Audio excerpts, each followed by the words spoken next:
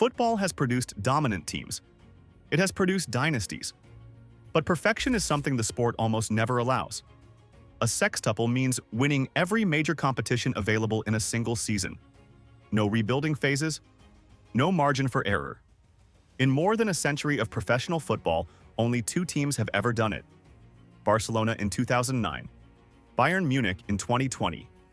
This is how those perfect seasons happened, and why football has never repeated them. Barcelona's 2009 sextuple did not begin with certainty. It began with rupture. The 2007-08 season ended without a major trophy, and internally the conclusion was that the issue was not talent, but structure. Frank Rijkaard was dismissed, and Pep Guardiola was promoted from Barcelona B despite having no senior coaching experience. Several high-profile players were sold, not solely for sporting reasons, but because their profiles conflicted with the collective discipline Guardiola intended to impose. From the first day of preseason, the squad was reorganized around positional principles.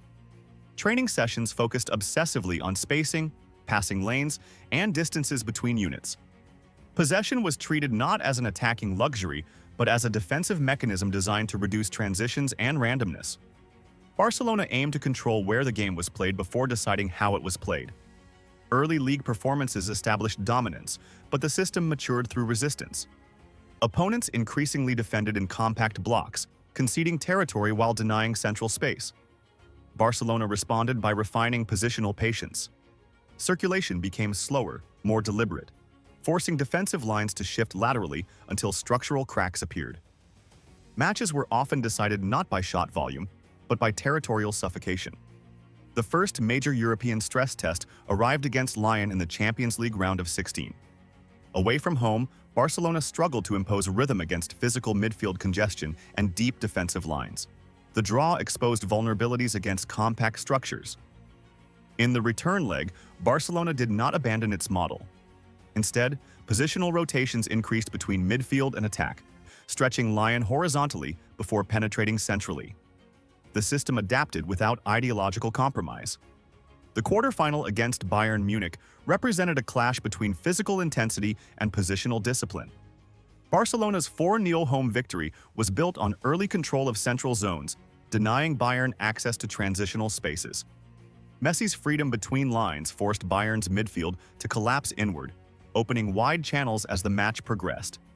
The semi-final against Chelsea became the most volatile test of the entire season. Chelsea defended with extreme vertical compactness, prioritizing zone denial over pressing. Barcelona dominated possession but struggled to generate clear chances.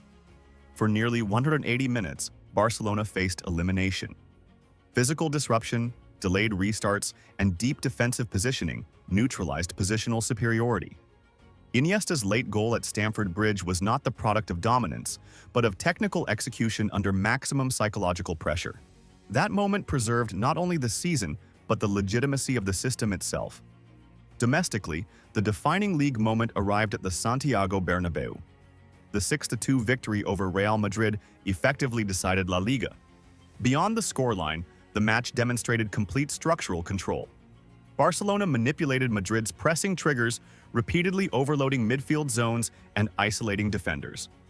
Under the most hostile emotional environment possible, the system reached full maturity. The Champions League final against Manchester United posed a different challenge. United entered as defending champions, built on transitional speed and physical midfield presence. Barcelona responded by slowing the match deliberately. Possession was used to deny United attacking sequences rather than to accelerate attacks. Messi's goal symbolized his evolution into a central destabilizer, while Xavi's control of tempo prevented momentum shifts. The match was decided through suffocation, not intensity. After completing the treble, the challenge became mental sustainability. The Spanish Super Cup required a comeback against Athletic Bilbao. The UEFA Super Cup against Shakhtar Donetsk extended into extra time, testing patience rather than quality. The FIFA Club World Cup final against Estudiantes became the ultimate endurance test. Barcelona conceded first, faced relentless physical resistance, and required extra time to break through. The winning goal arrived late, deep into fatigue, through sustained positional occupation rather than dominance. By the end of 2009, Barcelona had completed 6 titles without abandoning its identity. The season became a reference point not because it was flawless, but because it absorbed pressure without structural collapse. Bayern Munich's perfect season followed a fundamentally different path. Where Barcelona relied on control, Bayern relied on velocity. The early phase of the 2019-20 season exposed stagnation. Performances under Niko Kovac lacked cohesion, pressing was inconsistent, and attacking transitions were predictable. His dismissal mid-season reflected the absence of collective intensity rather than results alone. When Hansi Flick assumed control, his priority was reactivation. Roles were simplified, pressing triggers clarified, and confidence restored within a squad built for physical dominance. Bayern's league form accelerated rapidly. The defensive line pushed higher, compressing space aggressively. Ball recoveries were followed by immediate vertical progression. Fullbacks advanced early, midfielders covered large spaces dynamically, and pressing became collective rather than individual. The Champions League introduced unprecedented conditions. Following the pandemic suspension, matches resumed under compressed schedules. Recovery time was reduced. From the quarterfinals onward, ties were decided in single-leg matches. Variance increased. Mistakes could no longer be corrected. Bayern responded by intensifying their approach rather than moderating it. The quarterfinal against Barcelona in Lisbon exposed a transitional mismatch. Bayern's pace and numerical superiority in wide areas repeatedly overwhelmed defensive recovery. The 8-2 scoreline reflected structural exploitation rather than reckless attacking. Space behind a high line was attacked systematically, not opportunistically. The semi-final against Lyon required restraint.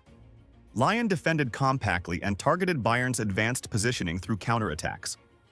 Bayern resisted early overcommitment, maintaining territorial pressure while protecting central spaces.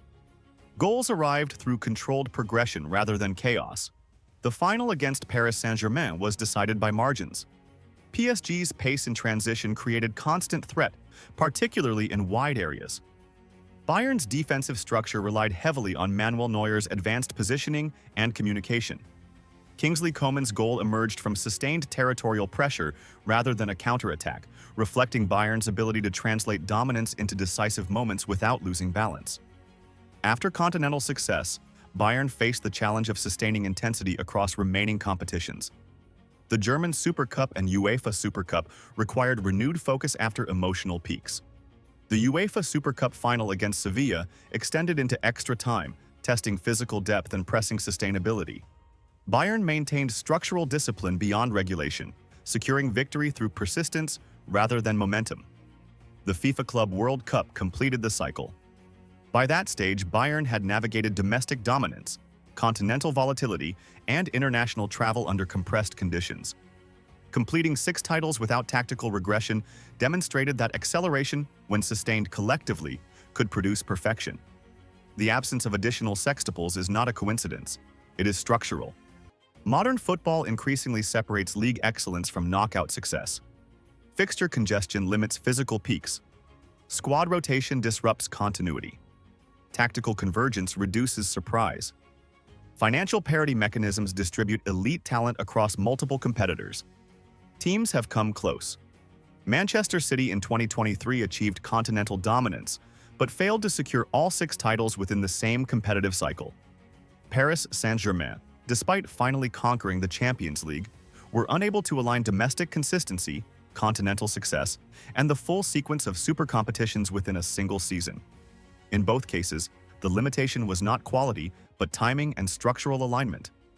The sextuple requires simultaneous excellence across incompatible demands.